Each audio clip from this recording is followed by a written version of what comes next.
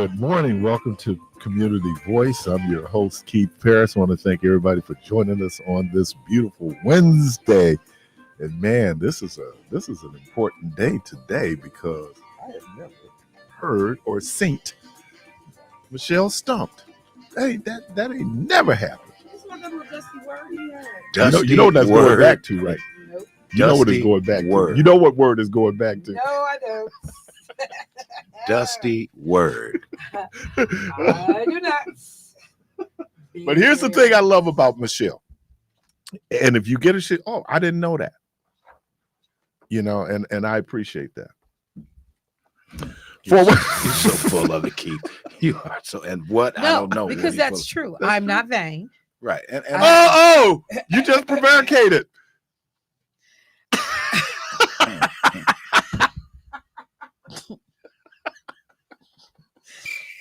You know what the word means now? Use it in a sentence. I have no problem admitting when I don't know something. That's how we grow and learn.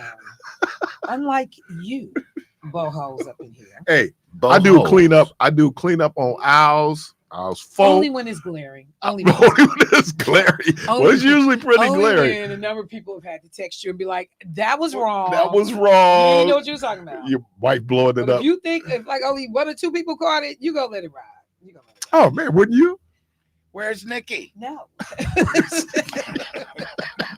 Where's Nikki? It sounds like you had no teeth when you be doing that. It sounds like your dentures is in the So people dying in America, and Donald Trump is sending COVID-19 testing kits to Russia. Can you believe that? To his boy. Can you believe? And then his boy said, "Don't tell nobody." He go, "I don't care." Who doesn't? Can you believe it? Doesn't appear to really be his boy. I mean, he ratted him out every chance. Scream on him every chance. Everybody talk. Oh yeah, he sent him. Everybody talk, man. It is something. On him every chance he gets. Is there anything in this world like a secret? There are no secrets because somebody gonna be talking. But this is the thing, because somebody's always watching. Like the person who Bob Woodward quotes in for some of his sources in his book. Woodward, I should say, because I always say Woodward like there's no W, but Woodward. He says the call comes in and Trump tells him to step out the room. Dude said he just go step right by the door. And listen. And ear hustlers still paying attention and he ain't able to tell it all. Like, no, you don't. And how does Maggie Haberman get all of this information? Oh my God. Maggie let me just be clear. You know, because people will call and drop a dime to us in a heartbeat. That's interesting. In a heartbeat. When the whole thing was circling around Biden to step aside. Yeah. And people believe Barack Obama had his hands on it. And Nancy Pelosi, because she is such a baller. She said, I didn't make any phone calls. But you didn't have to. She said, I didn't call anybody. That was they point. Called me. Right. Yeah. So she had her plausible deniability. Her hands was all on it. But just like they pointed out, and I mentioned it ironically yesterday on my show, when she was on Morning Joe, and they were like, well, people are saying Biden should step out. She said, whatever decision he makes, we will support him. Joe Scarborough was like, he already made a decision. He said he wasn't getting out. Whatever decision he makes, we will support him. Nancy, he told you he wasn't getting out. Whatever decision he makes. So Nancy was like, oh no, this decision ain't made. He leaving us. You ain't got to go home. She get the hell about the White House. My answer is not going to change. But it won't be my answer. I mean, and literally, she never wavered. Joe Scarborough was like, he made his decision. And then her two acolytes are the people leading the charge for the California. She says, I have no influence over them. They're sitting in Congress because of you. And Barack Obama gets screamed on too. Oh yeah, because his hands was all on it. He wanted that open election foolishness, right. And so I'm like, yeah, when you and Michelle finally come out with your little statement, I'm looking sideways at Barack like, B, you was on something. And see, they're going back to how Barack Obama had did Joe Biden in 2016, right? And so that whole piece. Elaborate. Well, Joe Biden, he's vice president. Why then throw air? Right. But Obama felt like he owed Clinton so much And so he gave it to Hillary. Now, in retrospect, I don't know.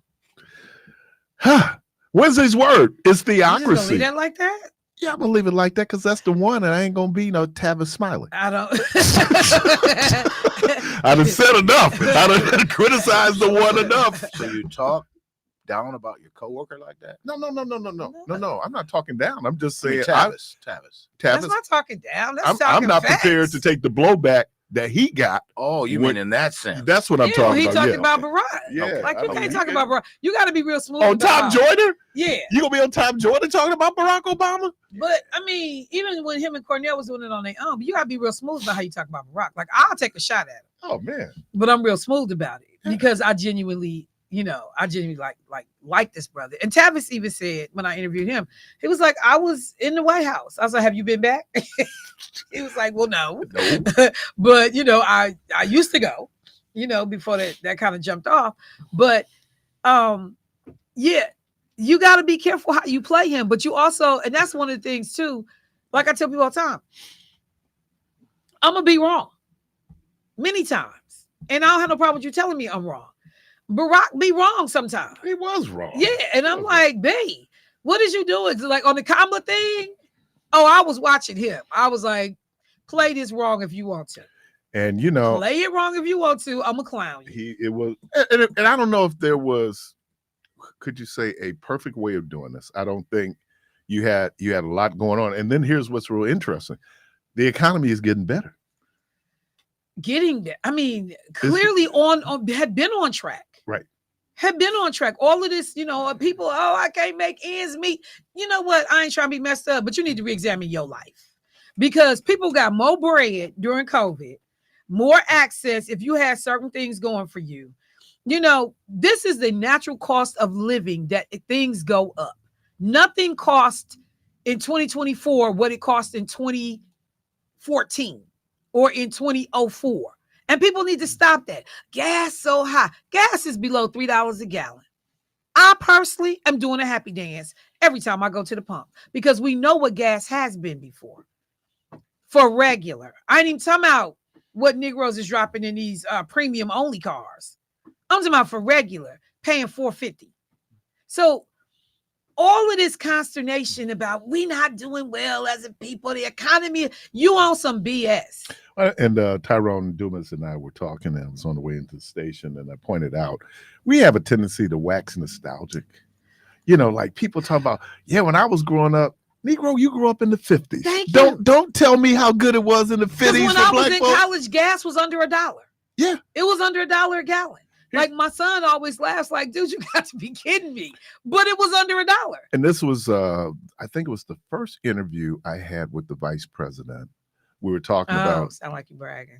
Yeah, it did sound like Sound the first interview. Yeah, it was the first. It was the first one. There's been so many. But remember, we were having this conversation about macro and micro, and she was going, I understand on the macro level, it looks like things are getting better. People feel something very differently on the micro level because that depends on where you are. Right. If you're in Washington State right now, because of all the problems that Boeing is having and the impact that Boeing has, not just there, but in St. Louis, those folks might have a different piece. I drove past Miller Coors, and there's a strike. Now, you notice those longshoremen, Mm-hmm. they settled that. I mean, because they had to get them back in the fold. Too much was at stake. And the in a companies, political season, right? too. The companies had them, so would have given them 10% increases over 6 would be 60%. Somebody just sent me something though that said somebody who had negotiated a deal with their people, now they taking the deal back. I don't know if that was Boeing. Well, if that longshoreman and the interesting thing was, and they were strategic, because if you would have had a strike, the thing that primarily they deal with, certainly the Port of Baltimore and others, is cars. What happens in October? The 25s come out in October. And if those cars are just sitting there, what happens? Not to mention the impact on the supply chain. So, yeah, we don't. So, no, that's what I was doing, Debo. I'm trying not to, I don't have the same currency that Tavis has been able to repel that because, now let me get to talking about the one. Caller, welcome to the program. How you doing, brother? I'm doing all right, man. What's happening? That's great. And Michelle, I sent you that picture of me, did you? No, Yeah, I saw the picture of it. Hey, Bro, I just came from. Hey, I just come from Walmart, right? This is what people need to pay attention to, right? When you get an item and you look at the price, don't forget to look at the price when you ring it up, because that's how they get their little tools and frills. People ain't paying attention. You might get some butter and it might say $7.49, but when you ring it up, it say $8.49. So you gotta. That's why them people be standing there, and they ain't got no problem of changing it real fast. Some store actually got caught doing that though. Can't do that. That's against the law. Yeah, but like recently, in the last right now, few weeks, a story came out. Isn't that like it just happened to you? Yeah. So, you know, and I'm like, I don't get mad no more because it don't pay. I just take the time out and say, "Excuse me, sir. You want me to blush?" No, I'll be like, "Listen, dude, the price is oh my God, I and can't it's ringing up as that." Oh, no problem. How much did it say? And then they'll change it. But if he said, some people say it's 5 cents. And I know that yeah, you're right. It's like 50 cents more. So let me ask a question. And I'll open this to everybody. So, you know, sometimes the barcode can't be read, right? When they're scanning or you trying to scan.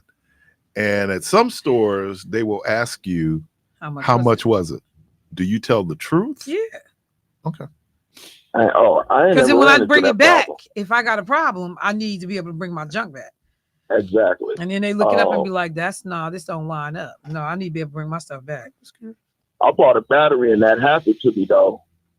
Bought a battery, rung it up, and the battery, something was wrong with the battery. I brung it back. They ripped the tag off. Like, that tag don't go to that. Like, well, that ain't my fault. I don't. And it was a problem. Yep. No, I don't play like that. Okay. And speaking of price tags, has anybody registered their car? $145. I got to do it this month. Do it in the month that is due. Yeah. Tell me this. Because there's a late fee, and we had. Didn't they always have a late fee? Yeah. Well, I don't. I'm just. But you know, like when I registered my mom's car, she lived in Brown Deer, right?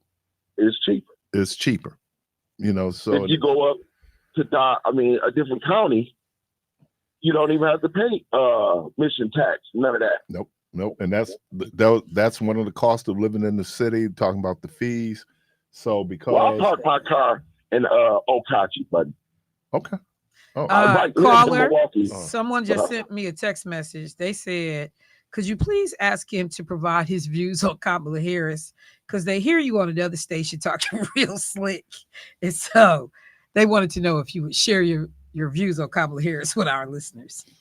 You got a problem with Mama? People so bad. Yeah, I do. You got a problem with Mama? She don't tell the truth. What? Why everybody want to be black? She's Irish. Irish and Indian. Oh my God. Irish is not a race. Okay, she ain't Irish. Irish is not a race. She's Jamaican. Irish is not a race. Listen. You can be black and be Irish, bruh. Do you not understand that? Who? You can be a black person that was born in the country of Ireland and therefore be Irish. Okay. Or shimmer me timbers. You bring 1-4. I'm just saying. You bring me 1-4. Y'all got to stop it. Y'all got to stop with this nonsense. I mean, the Irish is not a race. She went to Howard. Okay.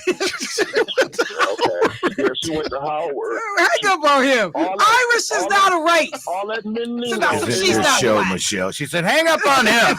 This isn't your show, Michelle. That's what everybody saying at home. That's what everybody saying at home. She's Alpha Kappa Alpha. She's not black. She's Irish. Irish is not a race. It's an ethnicity. And she's not European. Or a nationality. Yes, it's either a nationality or an ethnicity. But how do we get to she's Irish? Her daddy's from Jamaica.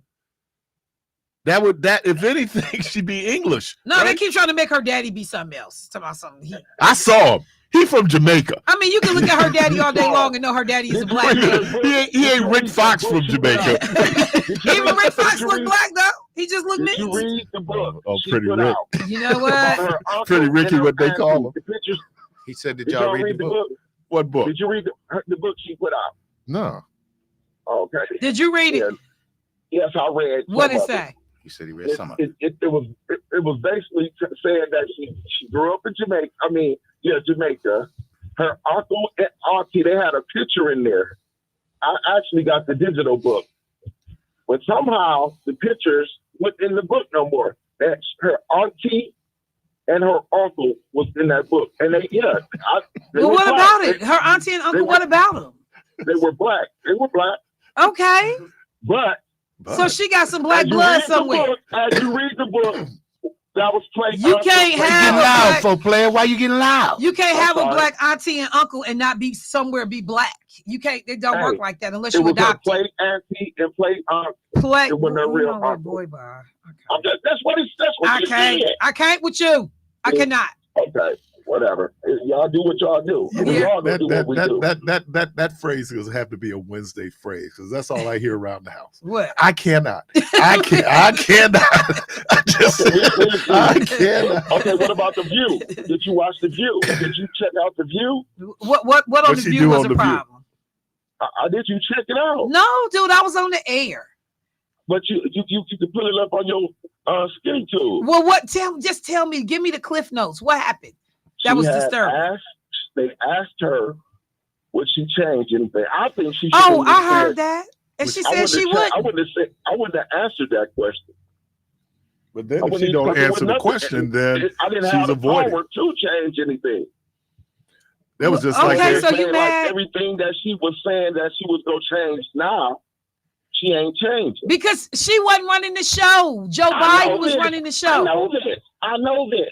Look, dude, you I told you nitpicking. yesterday. You She shouldn't have nitpicking. said nothing. I hope you got all this same scrutiny for Donald Trump. I sure hope so.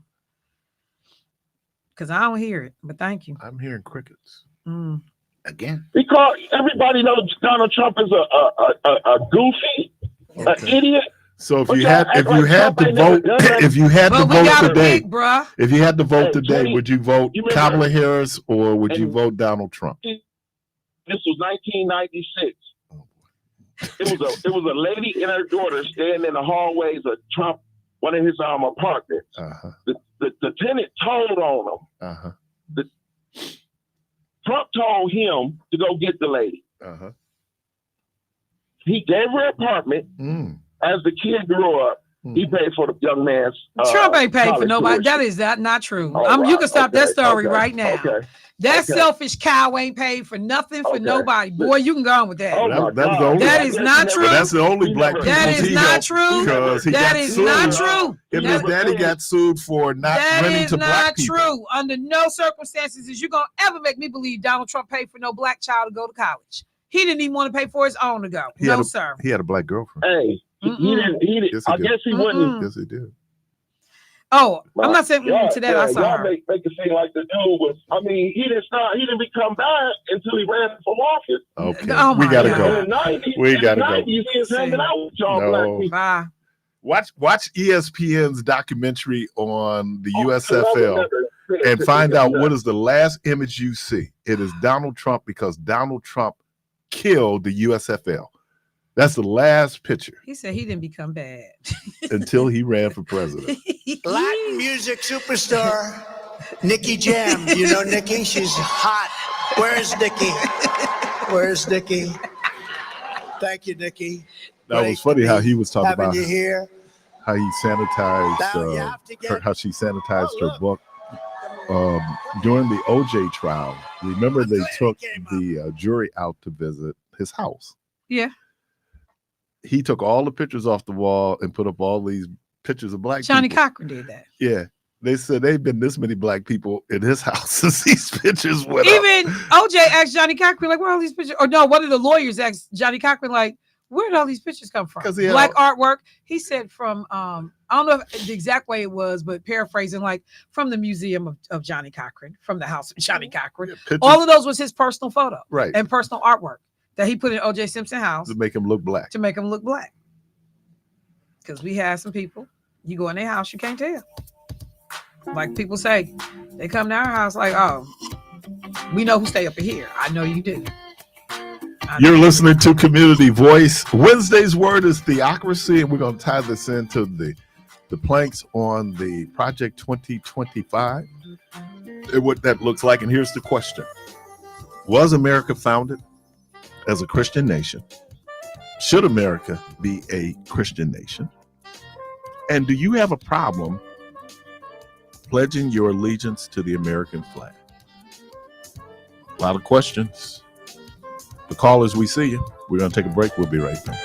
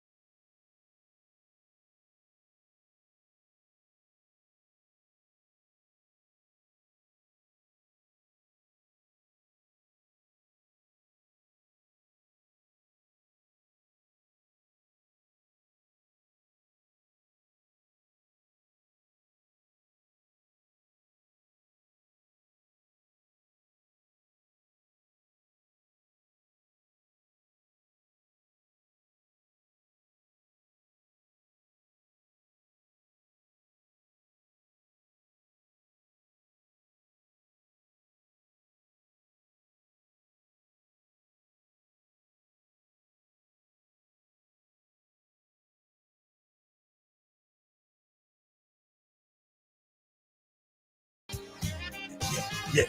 Put me in, coach. Well, put me in, coach. I want to play. Welcome back to Community Voice Calling. We thank you for your patience. Welcome to the program. Hey, good morning, Keith. Good Good morning, Michelle. Good morning, Debo. Good morning, Harvey. Okay. Good morning. Look at that. Got the team. Yeah, I got to get everybody individually. So I heard somebody call in this morning saying something about the mayor. Well, the mayor is not responsible for putting up any cranes anywhere in the city. These are investors that come into the city of Milwaukee and they invest in the city by building downtown, by putting businesses downtown and other parts of the city. This north side of Milwaukee has a lot of crime. They have a lot of gun violence. They have a lot of reckless driving, amongst other things. And if we want people to invest in the north side of Milwaukee, then, you know, the crime has to come down. I'm not going to go invest anywhere where there's a bunch of trouble. I want to invest where things are thriving, where all ethnicities are, they feel safe coming to my business. The north side of Milwaukee, it is good for them to depend on not only our people, but it's also good for the businesses for the north side of Milwaukee. Depend on all ethnic groups in the city of Milwaukee. Thank you. You know, I can, first of all, I think that we can be, I'm making a very general statement here. We can be really pejorative. And what I mean by that is we act as if there are no developments going on the north side. That's not true. Now, people could say it could be more, but there really is. And I know we just had on talking about the development they're doing over on King Drive. The building that they're going to name, what's my guy? Lamar Franklin. Right. I mean, then you got now the Lamar Franklin. That one is across from the Bader Philanthropist. Mm-hmm. But then you've got that whole development at King Drive and Locust. Oh yeah, the King Library. Right. And I also note that they have torn down all of that stuff right there at Burleigh, between Burleigh and Chambers on MLK. Oh yeah, something's going there. Yeah, even if it's just green space, something. So it's got to be better than what was there. I think people would mince words a bit on what they define as the north side. Because while in the truest sense of the word, south side, north side, east side, west side, you can have that moment. But the more and more people look at Bronzeville and the development that's happening over there, they really see that often as an extension of downtown because of the level of, what's the word? White folks moving in. Oh, okay. Gentrification.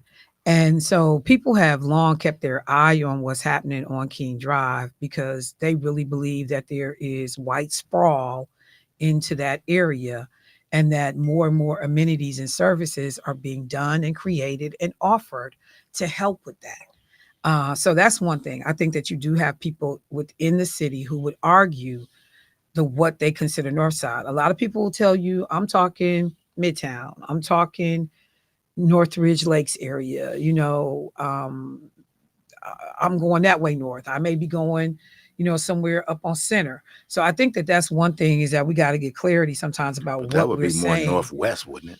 I mean, but right now I think people are just talking generalities. And that's why I think there can be a little bit of disagreement about development is or isn't happening. Because people will tell you over here, they see nothing. Right. They will tell you Northridge Lakes area, other than now, finally, thank God, the mall being torn down, and a bunch of manufacturing plants going in, but actual development, housing, that they may not see the same thing. So I think that's number one. We ought to get clarification around what we're defining as, quote, the north side. But to the caller's, point that the mayor is not, responsible for development. Yes, they are. He creates the environment. You create the environment.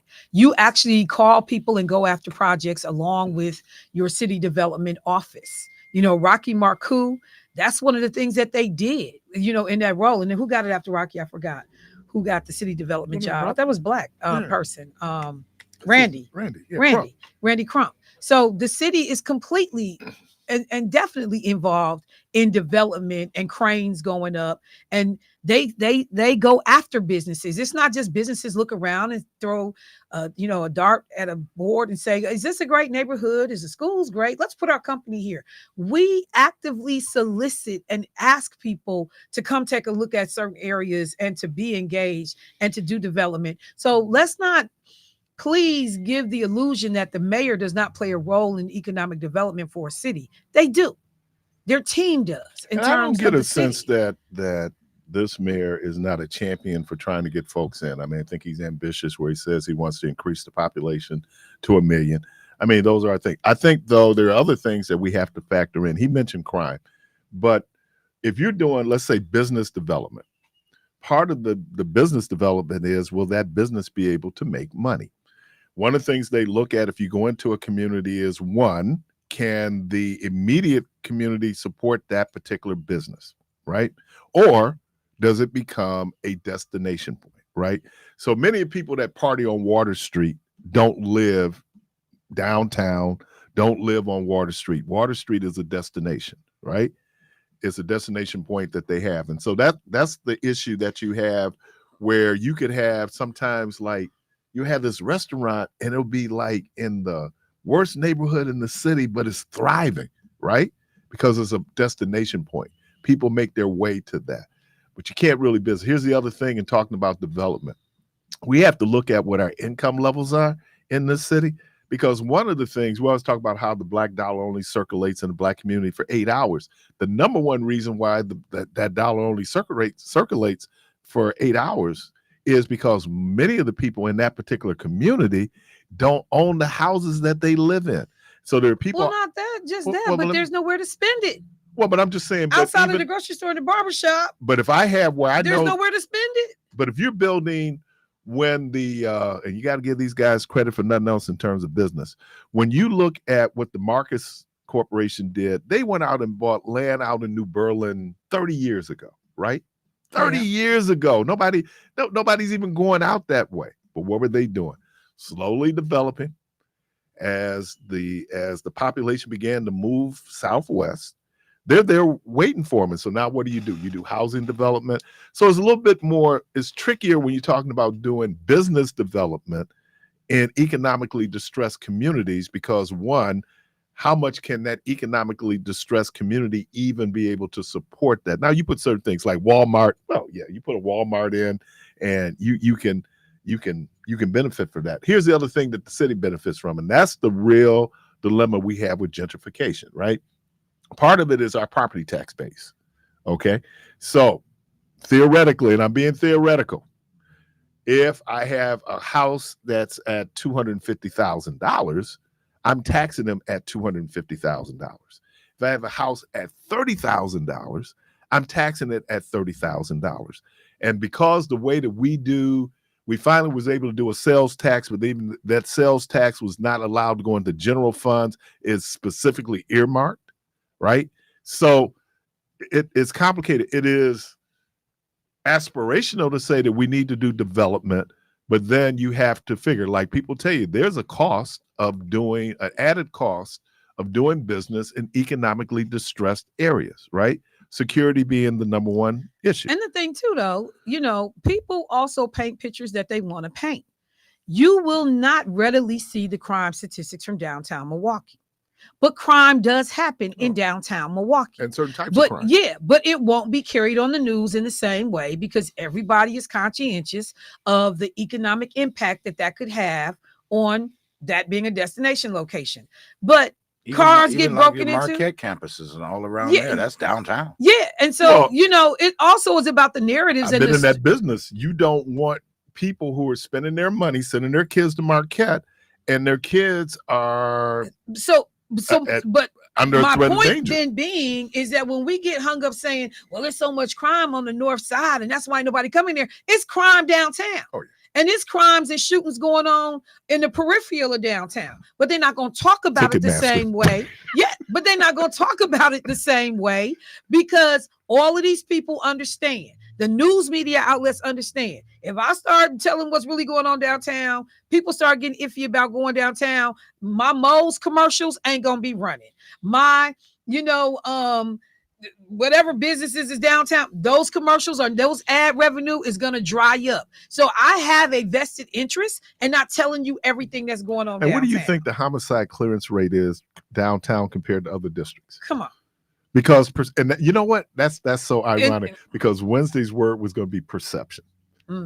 Perception becomes everything. You could be in the most, we saw where crime is dropping, right? I mean, statistically, it is dropping. But the perception is that crime is rampant. Yeah. And it's hard to change a person's perception. And if a lot of people start their evening news with Fox 6, well, every crime, that's how they if it's bleeding, it's leading at Fox 6. And I live on the northwest side of Milwaukee now. And while I'm not going to the police meetings to see what got stolen, I don't hear a bunch of sirens in my neighborhood crazy like that. And I understand that most of the law enforcement that still lives in the city, they live in my neighborhood. Most educators retired, they still live in my neighborhood. Like, that's as far as you could go to that county line and be a city employee, somebody, that had a residency requirement. So there's no reason why there's not development happening in my area, because it ain't rampant crime. It's not rampant decay, violence and shootouts. And that's not happening over there. But yet we're not seeing, where that used to be a hub, the How close Target. are you to Brown Deer? I'm off 107th and Calumet, or 107th No, I and was Good thinking Hope. about Brown Deer Road. Okay. So whatever that distance is between Good Hope Road and Brown Deer Road, I'm right off of that. And I remember when I first bought our house over there, we went because of everything and all the amenities that was up and down Brown Deer Road. There's no reason for that not to be going on now. And that's you on point. When they developed Northridge Lakes, not only did they have retail space, they had residential space. Yeah. A lot of those places where people are renting now were condos, right? Right. And so, but then when the perception in the neighborhood changed in terms of crime, right? In terms of, and then Jesse Anderson, he put the nail in the coffin at Northridge Mall. But then you also had this move underfoot to move and displace a lot of folks that lived in other parts of the city that white developers and people wanted to get their hands on. They started moving all them people out to the Meadows, the Wild 100s. You started to see a shift in housing and moving these Black folks out of these neighborhoods more centrally located downtown. Yeah, because some of that stuff was, I know some of those people were displaced from like Lapham Park when they were like redoing it, West Side or West Lawn when they started redoing it. They started putting them people out there. But it's interesting in Chicago. Yeah, and you get housing assistance. You got to go where the housing is. They thought it was a come up, right, and probably was, but in Chicago, when you take certain people, certain places, you just got rid of Ida B. Wells and Cabrini Green and Robert You Taylor. don't even recognize it. Have you driven through over there? But here's what's interesting. What happened was those folks were then put into neighborhoods. Right. And you had a certain culture going on in those projects, right? Now that culture now has, and we're talking again about poor people. And, we say Black people, I think it's really not so much Black people. It is those issues that surround poverty. And when you move poverty from point A to point B, there are all these things that go along with it. Black people ain't the only poor people in the world. We're not the only poor people here. Now, we talk about urban areas. That's where you usually talk about Black and brown people. But the ability to be able to buy a house, because a house is the most immediate way of having wealth.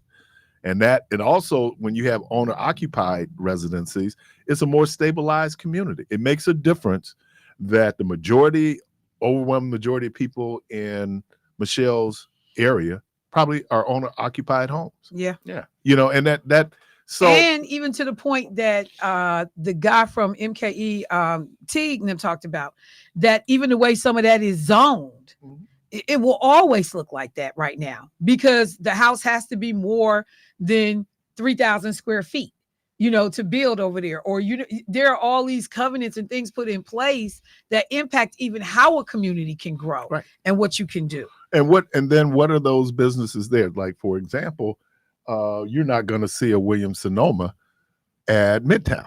You're not going to see one in the city of Milwaukee. Why? Because In the entire city. right. But what I'm saying is because when you look at who's going to shop at Williams-Sonoma, right, they're at a certain economic level. And that's what I'm saying. So when you can do all kind of housing development. It's real interesting when you look at and the folks at Hellier Park, you know, I mean, where they are, because all that development is handled around them.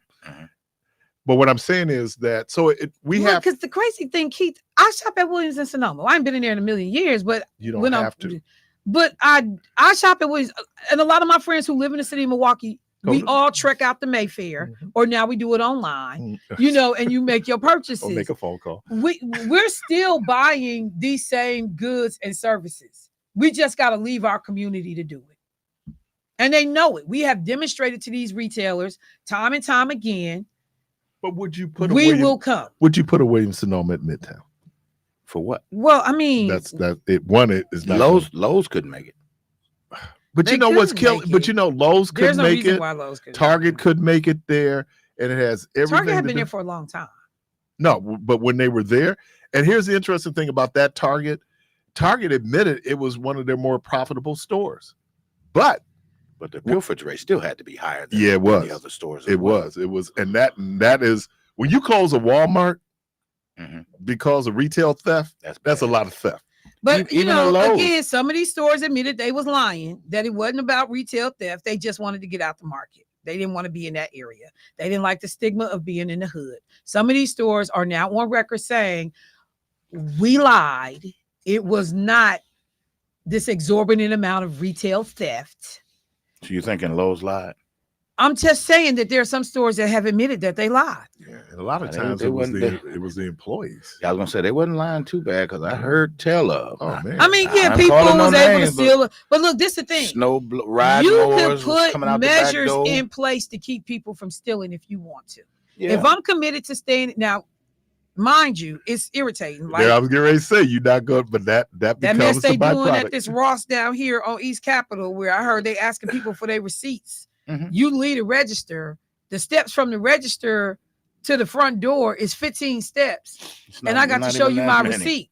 So, but what's the terrible part about that is, and I was just in there last week, and I do the Ross thing, but you go in there, the line is wrapped around the counter, and they got one cashier. They're minimizing their costs. Yeah, that's all done by design. But when I had my cricket store over there, it's not like people ain't applying. I would see a couple, 3 guys go in, and they would clean off a rack. He got clothes in his arm. He got clothes in his arm, and they go out the door. Who can sustain that? You can't. And I think that one of the byproducts of COVID, and they really were dealing with it in San Francisco, was that there were certain crimes that weren't going to be enforced, because some of these might require a jail stay, and they were trying to minimize the number of people who actually went into the jails.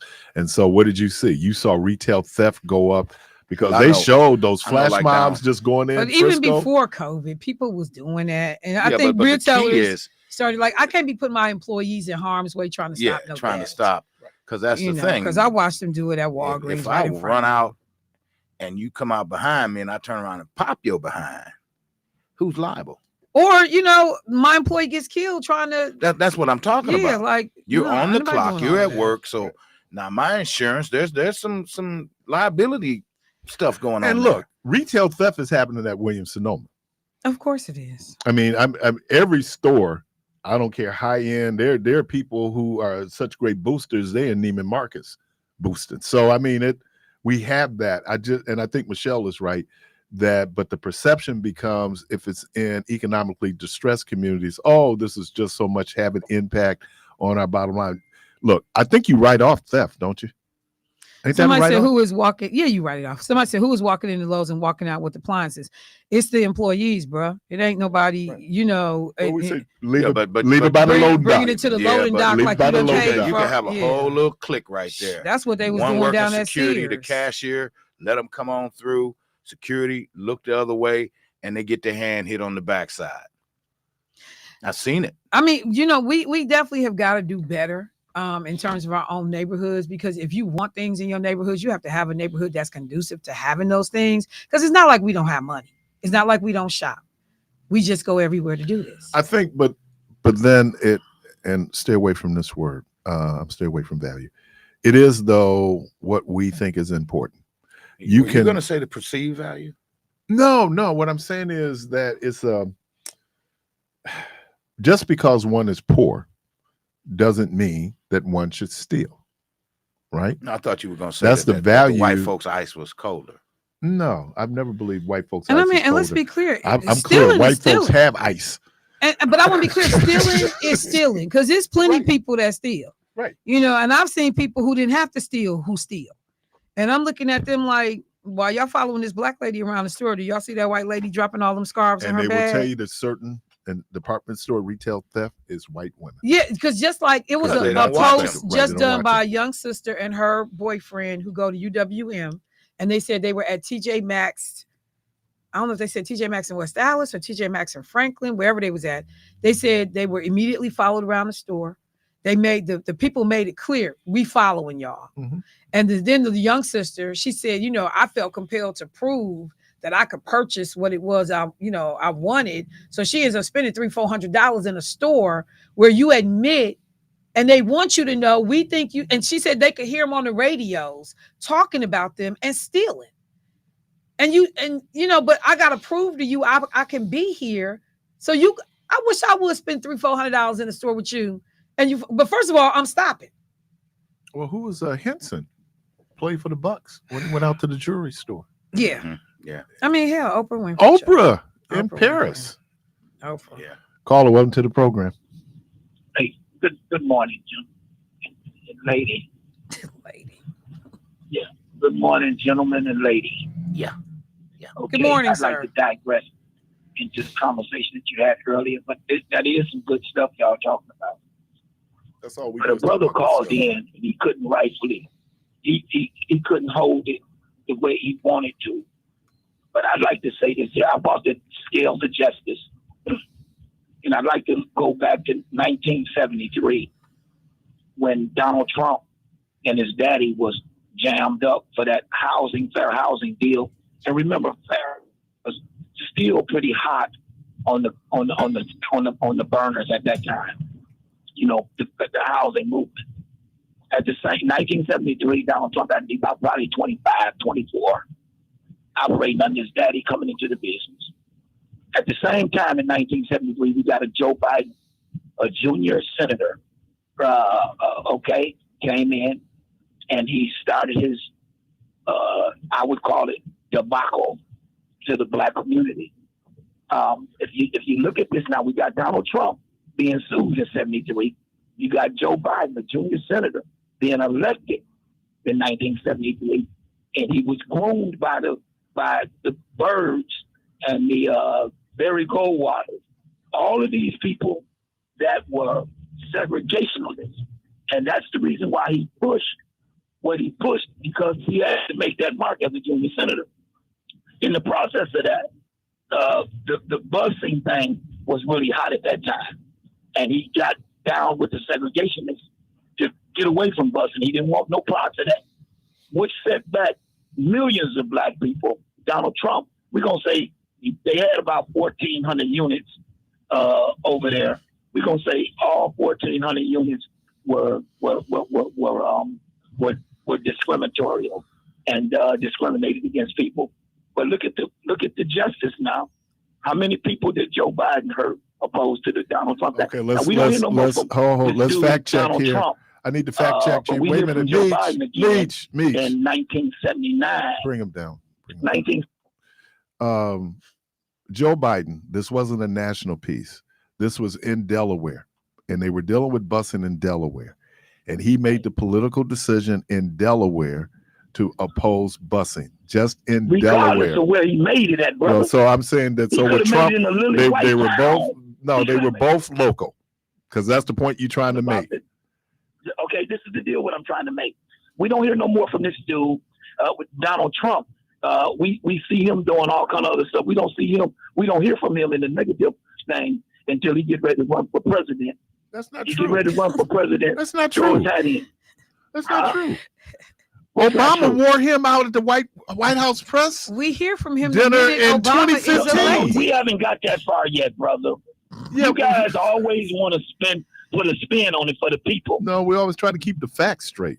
No, I'm keeping the facts straight. We got the justice lady with the scales right now, and we're weighing this stuff up. If you like to weigh it up, listen. Anyway, I tell you what, we'll jump past that because I can see where this going. They The like brother made a we statement weigh about catfish. Donald Trump had did something for a black lady. Okay, but I can tell you this, and that's fact.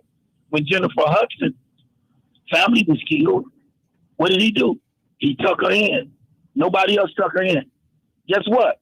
He took her in, let her live rent free. If Donald Trump would would have went to the debate with a bag full of canceled checks and dropped them off on the floor, that would tell you right there all the organizations that the dude is fooled with. Dude, he loses his charitable organization because he does not give money to charity. That's called theft. It don't make no difference. Called Yeah, theft. it does. You literally donated a set dime. up a charitable organization in which they found you were taking money that had been Hold on. donated to We're the not talking about what organization he set up. We're and talking about the money using that was it donated. for your You put another own spin on it. purpose. You are putting another spin That's on it. not what a happened. spin. That's not a spin. That's the reason why you split. The man you're doing had a political a spin. charitable organization We ain't in talking which about he his did charitable. not We talking about give the charitables to that have- any that have been charities. helped by the man. He is prohibited You putting a from spin on doing it, dog. business in the state of New York because he basically stole the money You're talking- from so we're the talking- charity. That's a spin. That's not That's a spin, spin. boo. That's what Why don't you happened. address what I said? Did I'm you address what I said? Because I'm not talking Because about you can't anecdotal do it. stuff. I'm talking can't about do it. And I wanna verifiable say this. in Okay, a hold on. court I of wanna law. say this. He stole Everybody, from charities to the please, can I point please say that his something on your show, family is please, no brother? longer able for the next 10 years to have their name attached to a charitable organization. Please. How I'd like to say about this. raising money for veterans and the veterans never get the money? How about building Well, money can for I a say wall this to and they How- spend the money? We're talking, brother. We're talking about the canceled checks and the Where they at? and the Tell me where to go organization. find them. Where they at? I ain't got that man checkbook. Well, I mean, well, how you know they exist then? Because you're speaking on them like you saw them. I'm fully. Look here. Look, you Where can look they at at? the Jesse Jackson campaign. Where they the at? Rainbow Coalition. Where the You checks can look at? at that and see how much Where money the was checks donated at? to that. Where's And to his the bag of the political support receipts? Yes, Meech? behind Jesse Jackson. Wouldn't that been when he was a Democrat?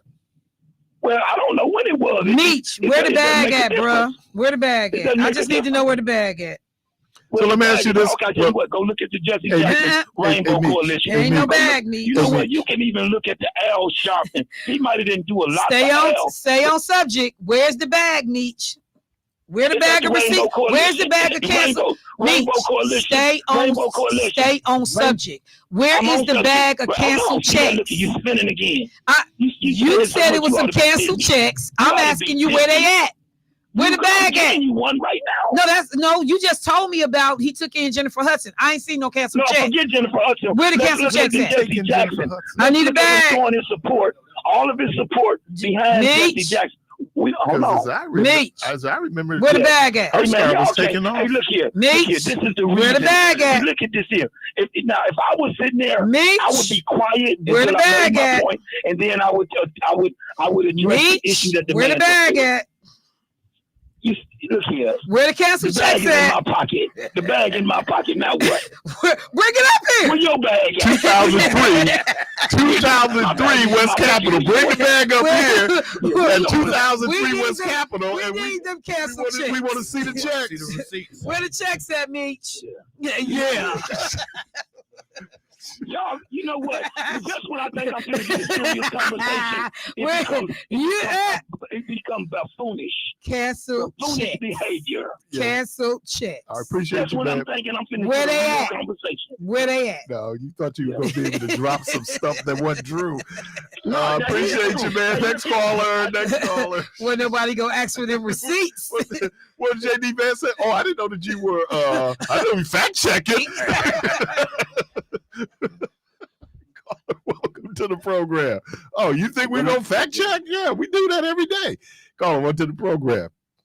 Shit, thank you for taking my call. Assalamu alaikum to you all. Alaikum salam, brother. Long time no talk to. Oh well, you know,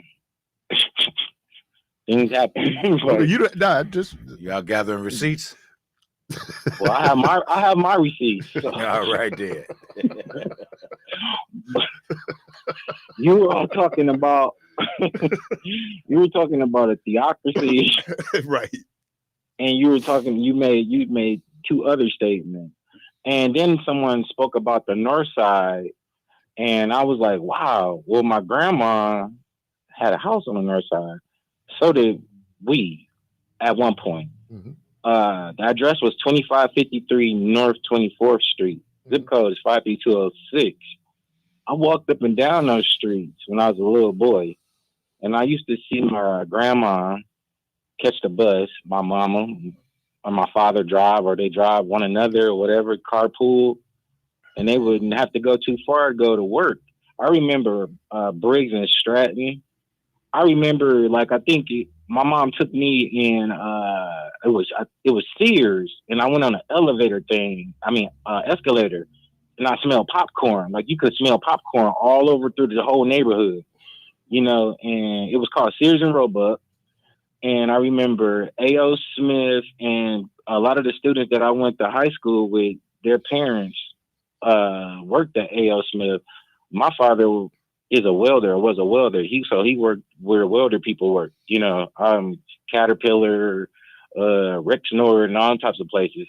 You know what I mean? So, and I also remember the abrupt transition. So when people talking about what they don't mention what happened to the north side, how it was like all of the inner cities of America were blatantly disregarded, and it was abject neglect and blatantly impoverished, and drugs came in, overwhelmed people's family.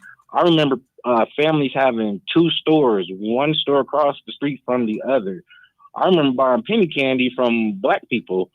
So when they talk about or mention the north side, you can't speak partially. You have to be impartial, lest you are a liar. If you don't take everything that has taken place into consideration with regard to your analysis or your attempt to quantify something, you can't qualify it because your mathematics are off. So you lack precision, and you're not even in the realm of accuracy because you have not used things properly and appropriately to conclude correctly. So with all of that, that is the primary reason why the north side has become the way that it has become. Section 8 ruined Brown Deer. People moved out there. They had 3-tiered townhouses. When black people who worked hard transitioned from the inner city to the Brown Deer place, it was their heaven and on earth in Milwaukee for them. I remember seeing all of this stuff taking place. So, and I remember the drugs. I was out there selling drugs. But you know what? I'm just going to be 100% honest with my cousins and best friends. But and you got have to sell drugs. Many of us, we're descendants of folks who came from other parts of the country to come here to work specifically in the manufacturing-based economy. That's from those people came from the South. Right, those but when those companies began to, and this was the interesting piece. Now we're talking about now over 40 years ago. Divesting. Right, because it was cheaper to Mexico. Right, it was China. cheaper to do, and that's economics, and the theocracy thing.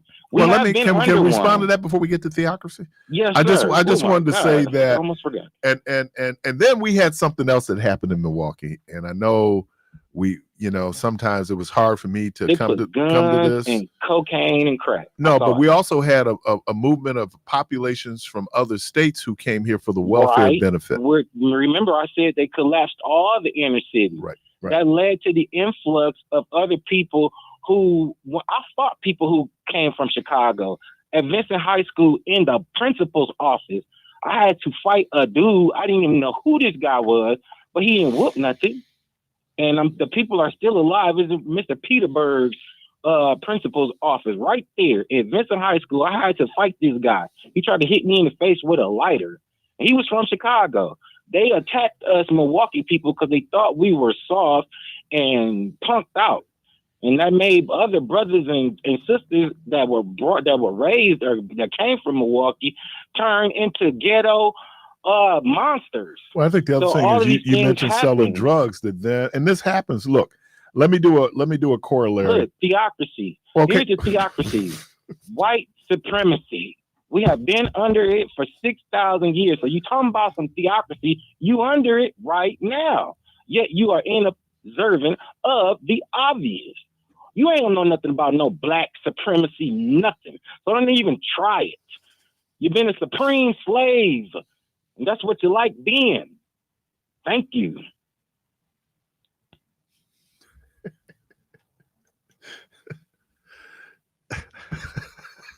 Caller, welcome to the program.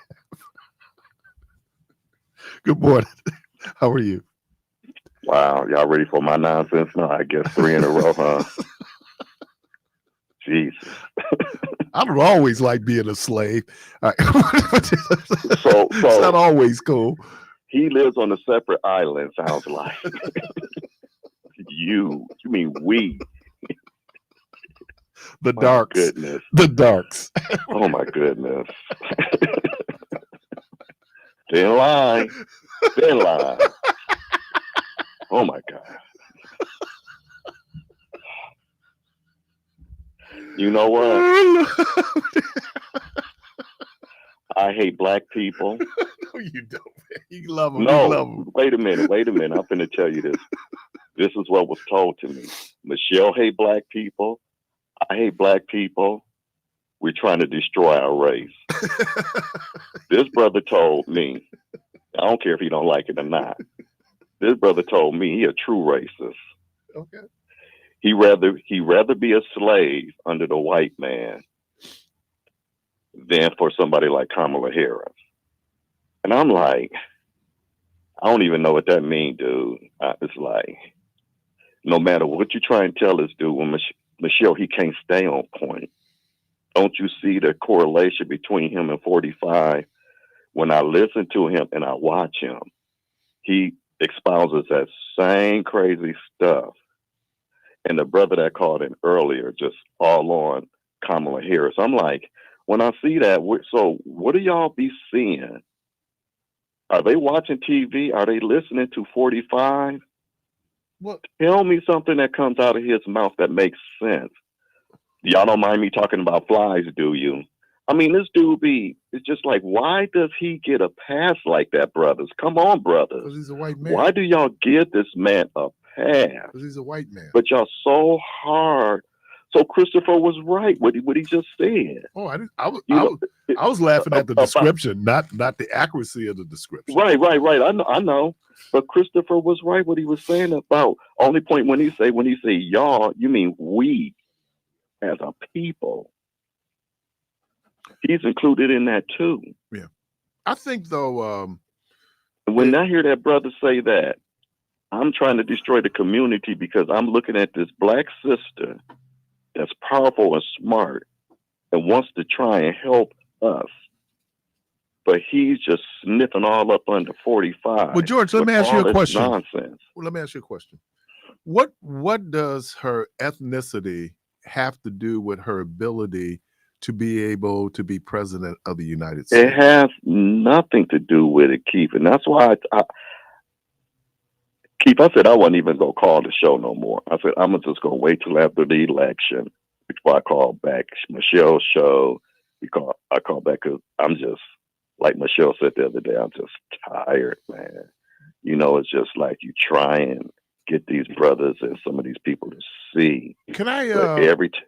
Every time you turn around, they're giving this dude a pass. You think it might help, though? Notice that you see more commercials, if you're looking at it, where they're running negative ads against Kamala Harris, as opposed to why Donald Trump is good for America. I think I'm going to go on a limb and say 3-1, right? Because you can't sell Donald Trump being good for America. What you have to do is demonize Kamala Harris, because you can do it. And let me tell you, I'm so frustrated. I'm like you, man. I don't want to see another political ad, but I have to. This is my job. Let me tell you what's been an effective ad campaign. Going after Tammy Baldwin. And they've gone after Tammy Baldwin. They've used 2 ads that I think have been very effective. And you're seeing it in the polling now. The one ad which they talk about her partner, right? Now, when you hear that, we know that Tammy Baldwin is gay. So when we hear her partner and that she has a rich partner, that is resonating with certain people who already have strong homophobic feelings already. And then they're running another ad where they talk about her support of treatment for people who are making transitions. And then they do something, and I don't know how the DV people are reacting to this, when they talk about that you would allow a person, let's say a person is trans and they're in an abusive relationship, they're allowed to go to the shelter, right? The like sojourner, they would be allowed in those. It makes sense because they're victims of domestic violence. But what they saw was trans men in a shelter for women. They don't want to deal with the issue of domestic violence and who are the biggest perpetrators of domestic violence. So you put it on, and then when you say trans, many people automatically has a thing. They don't understand what it is to be trans. They don't agree what it is to be in trans. And if she supports that, then I can't support her. That's Keith, a very effective ad. It's the people that feel like that. I think people like us, like you tell me, Keith, and I'm gonna throw it back on you, what you tell me.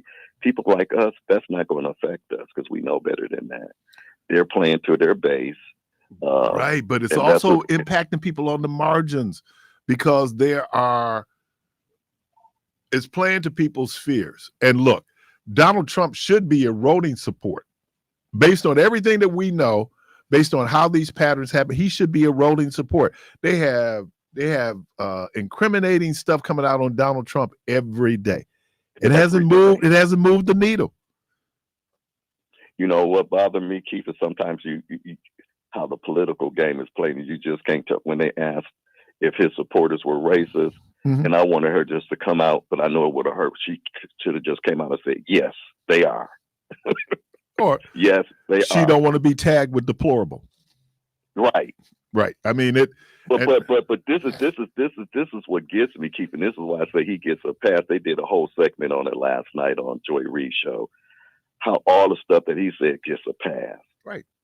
How the media gives him a pass, and nobody holds his feet to, because he can say anything he wants, Keith. I mean, calling her stupid, saying she just stupid stuff. And then I see these brothers, I'm like, that could be your mama, that could be your sister, that could be your auntie. You down for that?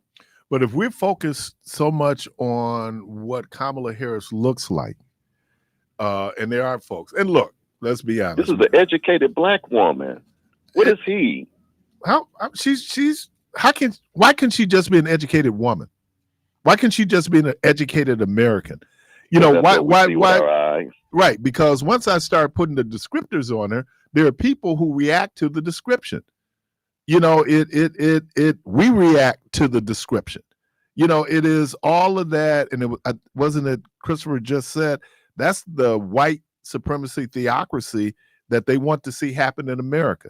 Because we begin to, like, I've heard preachers get up talking about, oh yeah, they took prayer out the school and we don't do the Pledge of Allegiance anymore. Well, first of all, I'm not going to do the Pledge of Allegiance. I'm with the Jehovah's Witness on this. We didn't have to. No, we was going to school back in the day. That's idolatry. So I'm not going to pledge my allegiance to a flag. That's crazy. That won't happen. But I think I want to say, because I'm gonna get off and let somebody get on. I sent my ballot in. Yeah, and I'm hoping everybody's. I voted because this is going to be a tight. It's going to be a tight one. It's a turnout race. We people have to turn out. Let me just throw this up for those two brothers too, that's supporting Donald Trump. He didn't want to come on 60 Minutes because he was going to get fact checked. So he knew that every lie come out of his mouth, they was going to sit up and say, "No, that ain't true." This, even what's that white lady's name? Is her name Ingram? That's for Laura Ingram. Fox. Yeah, Laura. She was. I mean, she was even. No, that's not true. No, that's not true. He's standing up there looking so stupid. Now she's saying that to him. That says a lot. And you know, it's crazy when he goes to sympathetic, he was on Fox Business. And the guy is trying to help him out. He said, but what you really mean by that? No, it's not what he really meant by that. He went right back on talking about how good tariffs was. Anybody in the business community will tell you tariffs are never good. Tariffs are never good. What he had to do when he put the tariffs on China did a couple of things. First of all, they put a tariff on soybeans. So the very people that would vote for him in Montana and Wyoming, now they're getting hit. So what did he do? The government then had to send money to those farmers who lost money because of the tariffs. Tariffs are not good. Keith. Never so been good. Wouldn't that apply to cranberries too? Yeah. And who's the biggest producer of cranberries? What state? Wisconsin. All right then. Bye-bye. All right, appreciate you. No, I mean, and so when people, and again, when we're having a conversation, and again, let me name drop again with the vice president, there's a difference between microeconomics and macroeconomics, right? And so you have things where this makes the system work. Like you have people out here trying to make Kamala Harris a communist. Wouldn't they call her Kamala and Conrad? Here's the deal. People had no problems with taking the bailout, had no problems taking the bailout in 2008, and you had no problem taking the bailout for COVID in 2020 and 2021. That's the hypocrisy. You know, like you have people going in, they don't want no bid, they want no bid contracts with the government. Well, who does that benefits white businesses, right? Now they'll sit up and say, oh, but we don't want affirmative action. We don't want DEI, but you are doing affirmative action. You are doing DEI. So the idea, and then they know by going after DEI, because what they want, and this is not targeted at white women, this is targeted at white men. Because of where white men are in terms of the educational levels, the type of work that they do, they're more prone to be hit hard by the economy. If you talk about a manufacturing-based situation where you have these men working, they might have high school education, maybe. Right. And then you find out that even as the economy is changing, they don't want to change. This is all I know. Whether Detroit wants to accept it or not, electric cars are here, and the use of electric cars is going to grow. Our planet depends on us becoming less and less dependent on fossil fuel. They run a great commercial as one of these ecological groups, and they're showing all the storms. And in contracts, I don't know if you sign it, you do a contract for a concert, they said the act of God. They said this is not an act of God. These are acts of men that are impacting. They've had 2 century storms in a 2-week period. Right. That's the climate, y'all. Don't. You know, so when people kind of, we agree, and then we have to make the adjustment. Mechanization. The reason why many black people are here from Mississippi and Tennessee and Alabama and Arkansas was mechanization. Were you able to come in and do combines? You're able to go in and you can do a more efficient technological way of growing crops. You don't need human labor. These folks got to find jobs. What do? Well, you go where the jobs are. You go north. That was for us. We go where the jobs are. So understanding the economy, it does impact us differently, but I'm just always amazed at how my Republican friends will always talk about they want smaller government, except when it comes to the military. But here's the other thing about when we talk about military expansion. In the 80s, I was really against Ronald Reagan's military expansion. Still am against weapons. But here's the other piece of it. In a place like Hopkinsville, Kentucky, and Clarksville, Tennessee, their economy is impacted by Fort Campbell. So when you heard like they're going to downsize the military, okay, what does that mean? That means that you have less people, but it also means that in communities, you could close a base. And there are people who either work on the base, who are benefit from the ancillary benefits of that base being there. You know, so so now I just can't come out and say, well, we need to cut government spending when it comes to the military, because there's the weapons that we're always being overcharged for, but then there's also my nephews one in the Air Force, and one in the Army. Okay. So now it has a different I have a different economic relationship with the military because I see that that's the economic benefit. Tyrone and I was talking about Afghanistan. Now, here's one of the things. For the 10 years that we were in Afghanistan, their economy changed because of all that money that Americans were putting in there to support their personnel. And then the majority of people in there were not military. These were people who were coming in doing the whole ancillary, like Root and Brown and all these companies. The company that Cheney was on the board, they made a killing. No pun intended. They made a killing in Afghanistan and Iraq. So when it comes down to it, man, if it don't make dollars, it don't make sense, right? And so you look at the military, that's what it is. That was rambling. Caller, welcome to the program. Yeah, you gave me so much information there. I was trying to keep up with you. It was like a dozen different things. Yeah, I got to write it down, man. I got to write it down. Oh, it's just anyway, babbling. No, that was wonderful. If we could expand on you'd have an 8-hour show, man. Yeah. This is not a Christian country. There is nowhere where Jesus is in the Constitution. The closest thing, and the Declaration. At the end, I looked for it. It's the year of our Lord, but you could take that a million ways. Right. Goldwater was not a racist. He was a libertarian. Yes, Dr. King rights. said, no, he's not. He hired black people, and he was an NAACP founder. Dr. King said, no, he is not a racist. He had principles, and it's confusing because if, say, we have a federal postal address on every house and on every business, then you have federal laws. But as far as a private enterprise, if you're on a bus, you have paid for that bus. You have total equal rights. Now, the question is, do you want to go in and boycott that little business that's spitting in your face? So that's one thing. Then the other thing is there were no white people till 2,000 years ago. There was no white government 6,000 years ago. There was no white power until the Roman Empire. So that's another thing for Christopher. I'm sorry, he was on a. Well, you're saying the European influence.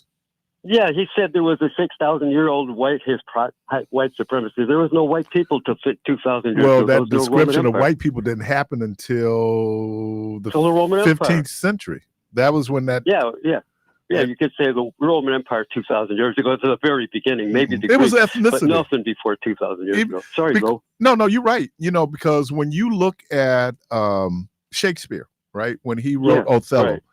He referred to Othello not as black. He did the description, Moor. But he was a Moor, right? Because it was where you came from.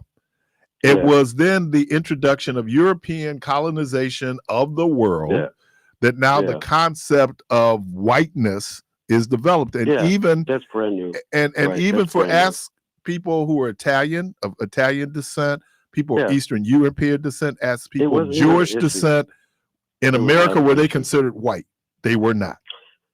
Yeah, it was a new thing. And there was no white power period until the Roman Empire. There was nothing. They were cavemen up there. They were European influence. Because the whole white thing is, first of all, it's a construct.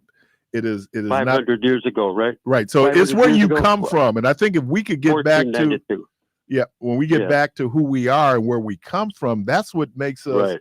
It's like, I could be of African descent and be Irish, because if I'm born in Ireland, I'm an Irish citizen. Yeah. And then 1492, the blood thing, that was the first time they ever used physical characteristics. When the Ferdinand and Isabella said the purity of blood with blacks and Jews and Muslims, that was the first time in history that I know of where everybody ever said it's your biological characteristics. But John, hasn't always been that, I'm going to ask a question just kind of. Okay, go ahead, One, always the clan, I'm talking about your family, your immediate, your ethnicity, that was always, and you look down on everybody else. The word Gentile was applied to everybody who wasn't Jewish. It's just a nation. It just means the nation. And so there's always a certain condescension that ethnic groups have towards other ethnic groups. It doesn't matter what complexion they are. That just happens. And then we look at the proliferation of two religions in the world, Christianity and Islam. which now means that, you know, in terms of how we get into our ethnic clans, is now religion now is also a part of it. Religion was a part of it before, but even when you look at, that's what made the story of the Samaritan such a powerful story in the Bible, because you're talking really about others. You talk about, and then here's the amazing thing: they were all descendants of Abraham, right? Yes. But that's after a while, how I worship, where I worship, you know, who I congregate with. And then we formed a clan, right? And the first thing we're going to do is take care of the clan, right? CLAN, not KN. You know, so the word. Sorry, go ahead. No, I was going to say something. The word China actually means Middle Kingdom. So the character is this circle that looks like a globe. These characters evolved into rectangles, so it's like an axis of a vertical meridian of longitude with a nice sort of a triangle. A vertical, like a rectangle. It came from a circle, and then on the second side, it's just country. So it means Middle Kingdom. It means we're the center of the universe.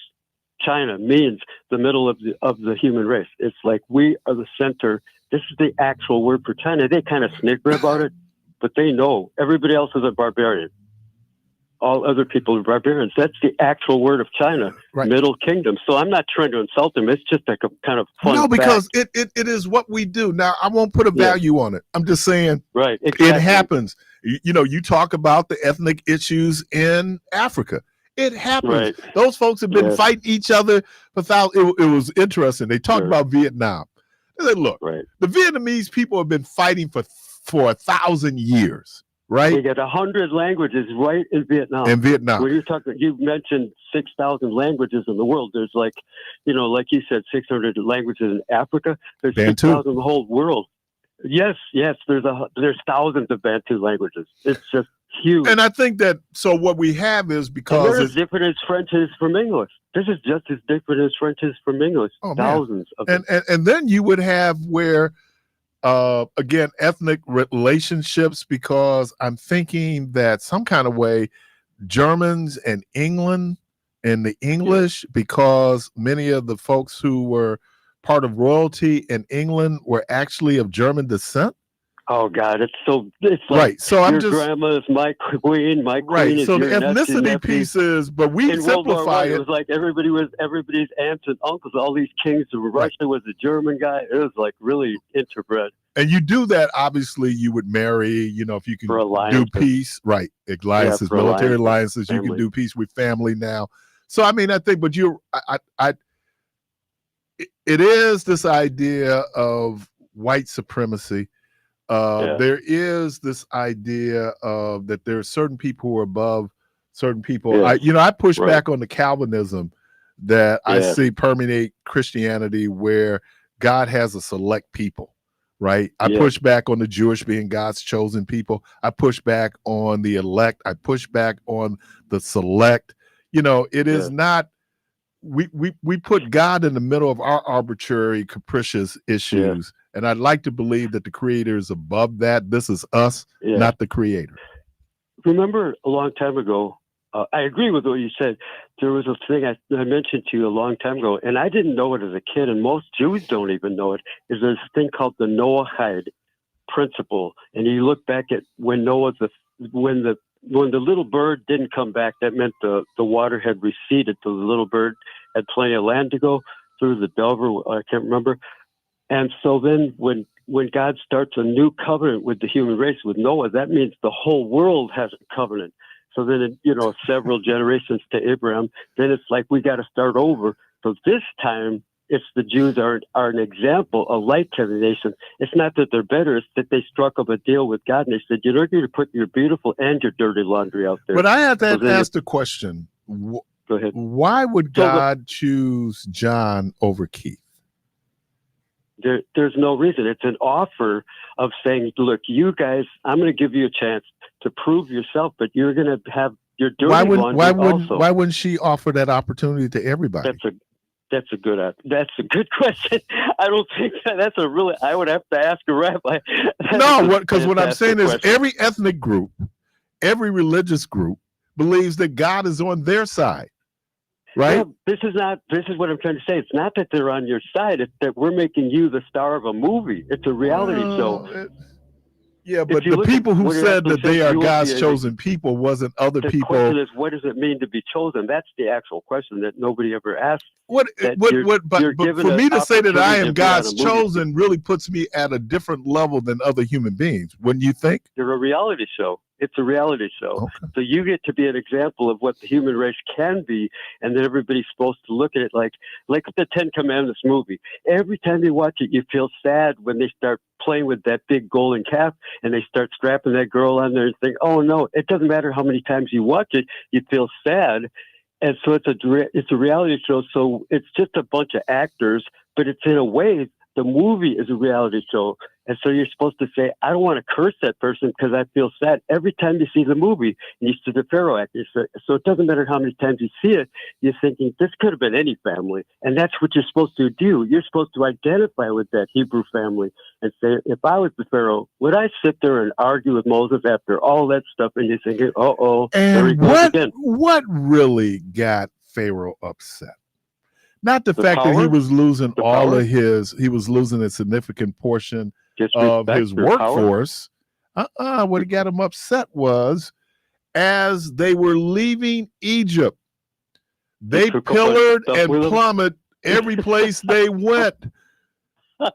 That's a good point. That's a really good point. I think that's in the narrative where they go in. It is, yeah. It's in the narrative. And so that was really the straw that broke the camel's back in terms of Pharaoh. Like they said, God hardened his heart and the whole thing. And then that becomes contradictory because the Bible says that God is not a man that he shall repent. What does that mean? God does not change.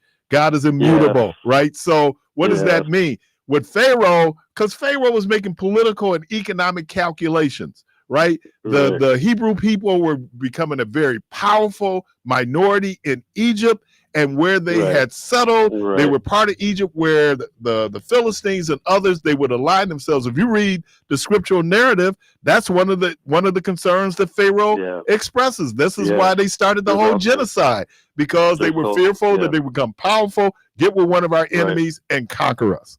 There's so it was military. Archaeology that backs it up. There's all kind of archaeology that says the Philistines were these warrior people from the sea, and that it's possible the Hebrews were these Hyksos. So there's all these different people coming down in there. And it was scary to the Egyptians because these are wild people from elsewhere. They were their enemies. Unknown. Yes. And why wouldn't you want Egypt? It has the most fertile land in the world. Right. You know, why wouldn't you it's a seat of learning. Great. You know, I mean, there was a lot there, and they understood that. But we look at it from all the religious catechism that we had, where it's based on a belief. And I understand that because we should have belief systems, but then we should also look as much facts as we can. There are a lot of people push back on factually what they might read in the scriptures, especially in the Old Testament. Regular stuff. Right, because when you talk about there was a flood, well, it could have been, but I don't think the world was flooded. Their world was flooded. That was the world. To them, that was the world. They had no concept. And you have global warming and cooling and global warming, and then the ice kept piling up, and then it would melt, and you had dry land, then you had these giant overcast of water. Because you had this over and over. Nature, science. Let me do this, John. Let me get the next call. Appreciate it. Always good, man. Thank you. All right. Have fun. Bye-bye. All right. Caller, thank you for your patience. Welcome to the program. Hi there, sir. Hello, sir. I was looking back and thinking about what the guy was saying about Biden and his policies that caused the people of color to have. You know, before he stepped in the presidency, he did apologize for some policies that he did, and he asked the people to trust him, and he will make a change and make a difference for everybody. He wanted to be a president for everyone. But what my problem here with a lot of our black men my age in the mid 60s, 50s, 60s. My problem is they running around here dumping on this woman so bad, talking about they don't trust her because they don't go out here and look and really see who she really is. They just look at the news, they listen to what Donald Trump now put out here and say about this woman, and she's very educated. This man doesn't have no education. He's a bigot. He's a mess. His whole life is a mess. He say whatever he want to say. They eat it up. I have friends that I don't know. I quit talking to them. I don't even fool with them. I don't accept their phone calls. nothing anymore because they're Trump fans. And I'm like, how do you do this? Your family's on aid, your grandmama, your grandchild, your cousins, everybody going through, and you're a Trump fan? I don't get it. But you know what? Let's talk about it. This is an uncomfortable truth. Let's just talk about it. Unfortunately, unfortunately, we look at someone, we will look at them, and then it goes into our experience network. Mm-hmm. There, from time to time, and I'm going to say this very gently, there are conflicts between black men and black women. True that, and I understand. I understand that. And so, for some of us, you saw with white males and Hillary Clinton, there are issues that people With have. man and a woman. And so and that's why I kept saying, why are we focused on what she looks like? Why are we just focusing on what it is that she's putting out there? But the reality is she is very well educated. For some black men, that's off-putting. I mean, it's real talk. Right here. When they gave the black woman a welfare check and had them put their husbands out for them to receive it, that became the black woman's husband. So it became a big problem in our community, in our color community, because now a lot of the men just don't trust the women because they feel like they turned on them, and you got a lot of men that was raised by women, and these guys are mad because their mama was so crazy trying to do it by herself, and they just upset now. And I got two nephews that played professional football, NFL, and both are married white women. Okay. We call that reparations, but all right. Shut up already. That ain't quite reparations if you the one got the money though. Right. She better. I hope the white woman has some money. They even looking at when Donald Trump, they're trying to stop this abortion thing, right? They don't want, and they say, hey, the white folks will be extinct in what 2050. He's trying to stop that because they get more abortions than black women does. Hey. No, but here's the other little interesting thing, and I found this out. I worked for Planned Parenthood, and I was talking about, because I was working under the stereotypes and myths and misinformation I had, that made it sound like black women didn't have abortions, even though I knew personally black women who had abortions. But black women make up a higher percentage based on our population. I think black women make up about 16, 17% of abortions, and we're 13% of the population. And here's the other thing. When you talk about abortions, I just saw where I listened to this brother preach yesterday, and I'm not a member of the Church of God in Christ, but I would be a little worried if this guy gets elected bishop, only because for me, I disagree with him, and the only two issues he could seem to come out against Biden at that point, and now Kamala Harris, and he was out against Obama, was LGBTQ and abortion. Now, what he's missing about dealing with the gay community. I don't agree with everything with the Republicans. I don't agree with everything with the Democrats. Okay. But some things, you got to look at it and you got to give it to God, man. That hey, God, you got to deal with this. You got your policies on how you like this here and deal with that. And if that's the only thing that's stopping you from going vote for Biden, something is wrong with your view of life, because automatically you ain't trusting God. Because I believe that he's going to do what he got to do, and he's going to judge folk according to the way he say he's going to judge folk. Because we can't do nothing about certain things. All right. What do you think about that? Well, I think that I don't think religion should be in people's bedroom. That's what I believe. And I don't believe that religion should have control over anybody's body. That's what I believe. I don't think so either. And so when people go, and then the other thing is, I think we have to be, this is Keith, I'm more mindful of the science and the biology than I am the religion. And because, it was also stated that people use religion to say that black people were inferior to white people, right? That people use religion to justify chattel slavery.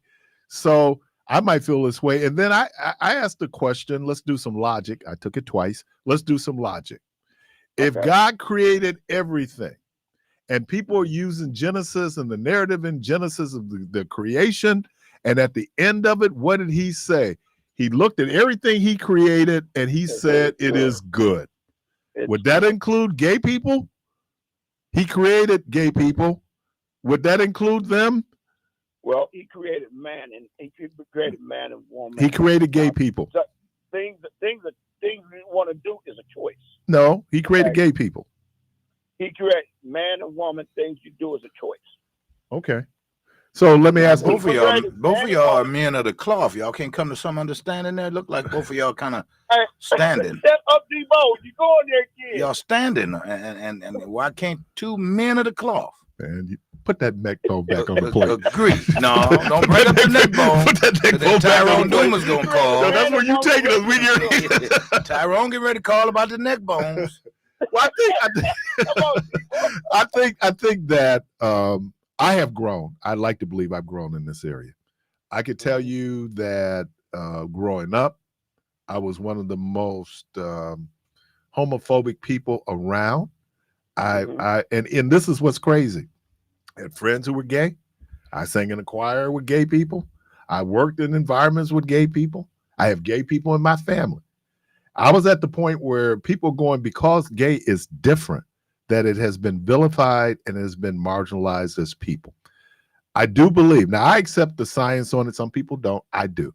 I believe that the majority of people who are LGBTQ were born that way. I said the majority, not all, because some people can come and say something very different. But I believe that. And so because of that, right, I look at it a little bit differently than other folks who are saying, because we heard all our lives. And for all my gay friends who had to sit there and hear that they were less than nothing, you know, that there was a special place in hell for them, and all of the side, the negative things that it had in terms of drug abuse, alcoholism, suicide, all these things, because they were different. It's like an albino, right? If you look at it, most of us have melanin. Albinos don't, okay? So for every rule, there's an exception. So if you have heterosexual, that means you're going to have homosexual. But then when you look at the actual percentage of population of what is considered homosexual, it's 10% of the population. That means the other 90% of the population is heterosexual, right? Well, and then, and last point, and then I'll let you go after me. If I'm a black man, why would I not just be a black man and choose to be gay too?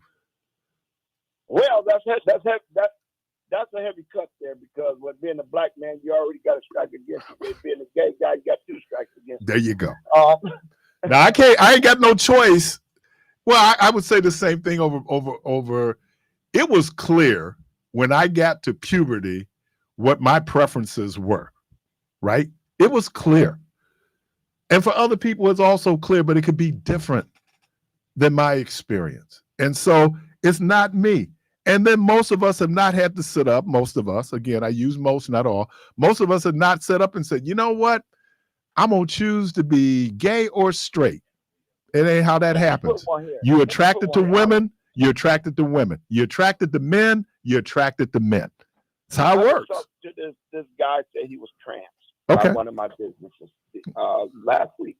He said he's trans. Okay. And first he was coming at me, you know, trying to entice me. I'm like, no, I don't do that. I don't fool around with no women out here. And when he got closer, I noticed it was a man. Right. That's a young man. He said, why are you calling me? I said, well, let's put it like this here. Now, this is going to hit a lot of people. I said, God got a woman that want to love you for who you are, married, y'all have children, and go on with life. And he said, I could take. He said, just like this, and he said, I'm a little bit confused at areas of life. He said, but you know what you're saying right now is not nothing that I have thought about. Things that I know that I need to do. And tears come to his eyes. And he said, you know, it's not that you're judging me, but I know for a fact in my heart that is a woman out here that I can love and she can love me. And I said, you know, hey, I prayed for the young man and he went on his way. I haven't seen him more around there. Right, But brother preacher, we like what we like. We're attracted to. you're right. No, what I'm saying is we're attracted to who. I was working with a guy. He was from Ohio, and I shouldn't say it this way, but it appeared to me that he was a gay man. Okay, it appeared, and that just can't go on appearances, but it appeared. And then as he got to talking, it became more apparent that he was a gay man because he was talking about, it's like Tim Scott's fiance and now his wife. You know, it didn't seem natural in terms of how he talked about his relationship with his fiance. He said something that I know it could have been a black woman. He said, look, my fiance don't been by my house 2 times. A black woman? She don't been by your crib twice? Yeah. Been to move in on you. Yeah, right. You dude, if she into you, that's a different level. You're gonna see a whole lot of her. But I think we put pressure, and then for men and for black men, and this gets back to your original point about Kamala Harris, for black men, we're already trying to be fully male, right? We don't and so what does that mean? Because we've been so marginalized and told that we're less than, so then we go the other way. You know, we become hyper masculine. But here's the problem. You sit up and you want to think that I can identify a gay person because he's a man and he acts feminine. Some of the most masculine people on the planet are gay. Well, Dude's playing football right now. Yeah. Big, strong, aggressive, but they're attracted to other men. There was a young man that cut my hair. And I thought he was a straight guy, you know, for real. But I noticed he wouldn't get in front of me and shave me the certain way like my regular barber does. And then I found out the next day that he was the way he was. And you were promised when you meet him that he's a straight guy. And I'm like, you don't know. Wow. You didn't know. You didn't know. I didn't know.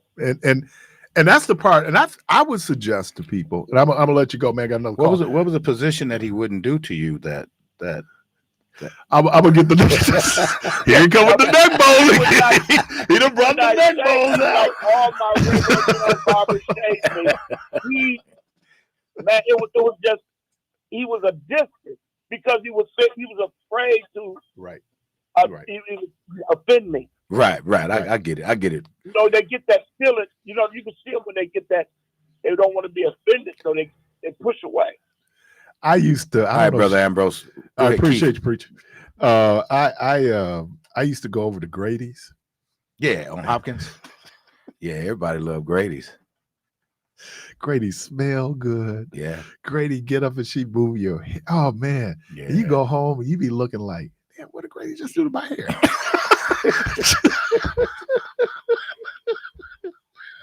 What happened to my lining? And people lining up. Damn, you can move my line. I got back in Larry's chair. I go to the program. Yes, sir, Mr. Parris. I had to call back. And here's why. Because when I was saying something about the theocracy, which is white supremacy, right? And then someone replied, and they don't understand when it is spoken about the 6,000-year period. It's not that that we have been directly impacted of the negativity of the rule of Caucasians. It is that they were given this period of time to build a world.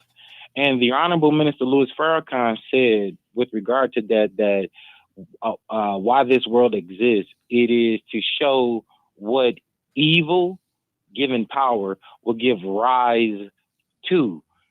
And so with the white theocracy being the unbeknownst theocracy that we are completely unaware of, it has given rise to all of these things. The very things that you all are speaking of, it gave rise to that, because had it not giving rise to that, then what is the point of the scripture speaking with the manifestation of Lot and Sodom and Gomorrah? Because those things did not exist. And I think it was the wife of Richard Nixon that she said to Richard Nixon, it's not that I'm a fan of Richard Nixon, it's just that there are things that were stated that that are noticeable. She said that if God did not judge this world, then he would have to apologize to the people of Sodom and Gomorrah, because Sodom and Gomorrah did not have the capacity with regard to the population that this world or this country does. And another thing, I would like to say to one of your callers who seems to think that we are adversaries, and I don't understand, but I would think that it would serve him better is if he would cite the things with regard to the teachings of the Talmud, the rabbinical writings of the Jewish people who qualify their annihilation of the Palestinian people and people who are other than them, as they quantify them as fingernails, so that for every life of or any life of a Jewish person that is taken, you are the equivalent of a fingernail. And this is the Talmud. Yes, sir. I did correct him and say that every ethnic group has a condescension towards other ethnic groups. That is, and this did not come from us. Before the Caucasian, there was no such thing in as Africa, there might have been in difficulties Asia, between us, but Africa was not Africa until the Caucasian came. There were All African people who things, conquered other African people. Asia Major, that was the Bantu Asia suite. Minor. The Chinese people, they are a part of the lineage of the Caucasian. They call themselves emperors and lords, just like the Caucasian. Every ethnic group which is the has a yellow man. condescension when it comes to other ethnic groups. And that's how it yellow works. man, yes, sir. And the yellow man. All right, man, but let me get the last caller because because I got to go. Of the Caucasian. Thank you. Real quick. All right, appreciate it. All right, caller, thank you for your patience. You're the last call. Welcome to the program. Yeah, welcome to the program, but you know, I don't agree with what y'all saying about all this sexual stuff, brother. You know, y'all talking about all this old homosexual and lesbian stuff. Ain't nobody had nothing against them, but it ain't. I don't believe nobody was born that way. That's just like you saying God made a mistake. Okay? No, it's not. Okay. That's the whole point. No, that's not the point. What? No. Well, okay. You made your point. Okay. All I'm saying is this: you said most black people was raised up on the biblical thing, right? Right. Right. Mm-hmm. Okay, but all of a sudden, you know, we got this learned behavior. You know, with the homosexuality and lesbian, all that stuff is learned behavior. You know, because when you get around certain people, I can tell you years ago when black people was going, man, black people didn't know nothing about homosexuality. That's not true. No, wait a minute now. Talk to my mama. Wait a minute now. Talk to my mama. She's 90. Huh? Talk to my mama. She's 90. Okay, well, I'm not going to put your mother in. No, what I'm saying is my mama knew queer people back when she was a child. There's been queer people since there've been people. Huh? How many did she know? She knew because Milwaukee was small. We kind of knew who was gay. Now, there were some people deep in the closet, but there was a lot of people that people knew were gay. It wasn't. Listen. I'm 65, okay? Okay. And I'm going to tell you right now, it wasn't that many because there wasn't nobody around there doing that until they started hanging around other people. It's a learned You and I about the same age, and I could tell you, I used to be in a gospel choir. I saw a lot of gay people. I don't know where you was at. Oh, okay. I can give you some names. I appreciate you, man. I gotta go. Okay, big brother. All right, bro. Appreciate you. All right, let me thank Debo, Carby, thank you, Michelle, thank you, callers, we thank you. The good Lord willing, we never got to Theocracy. As always, tomorrow. Good Lord willing, creek don't rise. Hope to talk to everybody tomorrow, and as always, go from this place in peace.